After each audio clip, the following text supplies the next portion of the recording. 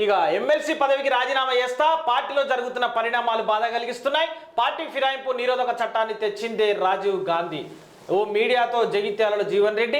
AICC పెద్దలకు చేరిన రాష్ట్రంలోని పరిణామం, డిప్యూటీ సీఎం బట్టి, మంత్రి శ్రీధర్బాబు జగింపులు, ఫోన్లో మాట్లాడిన ఇన్ఛార్జ్ దీపాదాస్ మున్షి, చర్చల అనంతరం మనసు మార్చుకున్న జీవన్ రెడ్డి.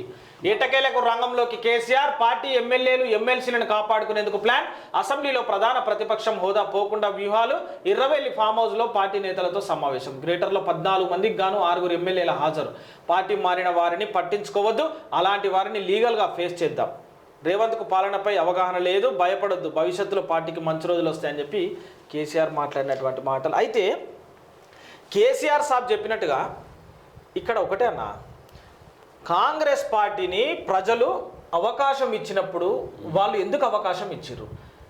కేసీఆర్ విధి విధానాలు కొంచెము గర్వము, లేకపోతే ఒంటెద్దు పోకడ పోతుండనేటువంటి ఉద్దేశంతో తనకు సంబంధించినటువంటి ఎవరైతే ప్రజాప్రతినిధులు ఉన్నారో, మంత్రులను కానీ ఎమ్మెల్యేలను కానీ అవకాశం ఇస్తలేడు, కలిసేటువంటి అవకాశం కూడా అని వాళ్ళు చెప్పడం ద్వారా నెగిటివిటీ మొత్తము వాళ్ళ పార్టీ వాళ్ళు తీసుకొచ్చారు.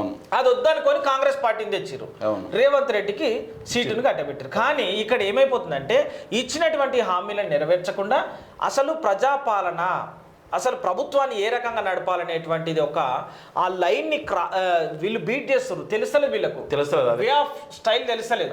కాబట్టి ఇక్కడ ఏమైపోతుందంటే ఇచ్చినటువంటి హామీలన్నీ గత ప్రభుత్వం చేసినవేంటి, ఈ ప్రభుత్వం చేయనివేమి అని చెప్పి ప్రతిపక్ష హోదాని కరెక్ట్గా కనుక ఉపయోగించుకుంటే కాంగ్రెస్ని మర్ర కొట్టచ్చు. ఆ పని అయితలేదు. ఈడ గ్రేటర్ లో 14 మందికి గాను 6 ఎమ్మెల్యేలు హాజరు. ఇంకా మిగతా పండుకుర్రు ఏడవనుకురు మరి దానికి సమాధానం వీళ్ళు లోపల సెట్టింగ్ మెట్టు లోపల నడుస్తున్నాయి.